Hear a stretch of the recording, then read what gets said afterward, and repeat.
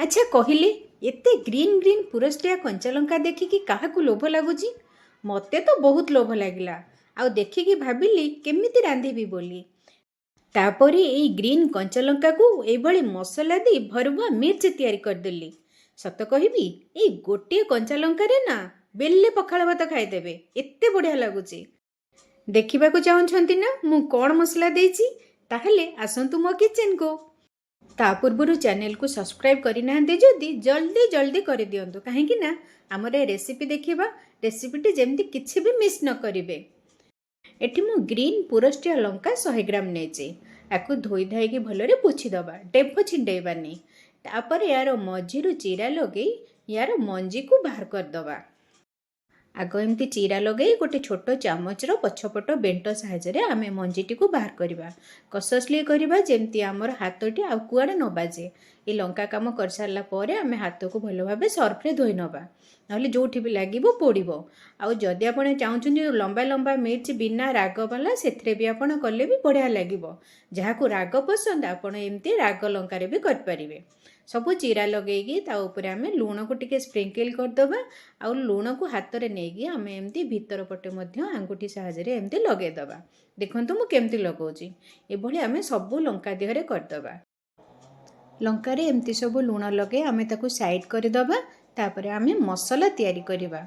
मसलारे मुझे नहीं गोटे कड़ई गरम करी गोटे मुठा बादाम को आग भाजीदबा लो फ्लेम रे बादाम भाजी ताकू साइड करदबा। तापर सेतिकी राशि नहीं आम ताकू भाजवा। ये देखंतु मु राशिटा फुटुची बोली मु ताकू घोड़े घोड़े भाजुची ताकू गोटे साइड बाहर करदे पुणी से कड़ई रे गोटे चामच मु बेसन को भाजी देची। तापर याकू आम गोटे बाउल को बाहर कर नबा।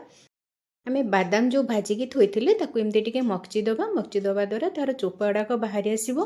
चोपा बाहर सारा पर ये बादाम आउ राशि जो भजा ताकू नहीं आम एकाठी गोटे पाउडर करदबा। आउ से पाउडर को आम जो बेसन भाजिकी थोइचे से बेसन भजा सहित ये पाउडर को आम मिसेबा।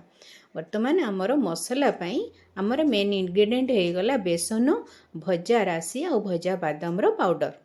ये मसला रे वर्तमान आबे किछि लुण मिसेबा तापर कलर पाई टिके हल्दी गुंड आ टिके हेंगु तापर एटा मु नेची टिके नाको आमचूर पाउडर टिके खट्टा अंश आसीबो। जदि आमर लंकाटी राग अछि ताले खट्टा अंश द्वारा लंकार राग टिके कमी जिवो। आमर मसला रेडी हे गला लंका भी आमे रेडी करिके थोइची।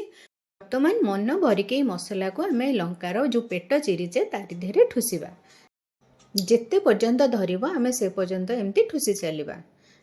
एभली सबू लंकार आम एमती मसला को देदबा। यहाँ आम टीवी सामने भी बसिक आपण आराम से करें।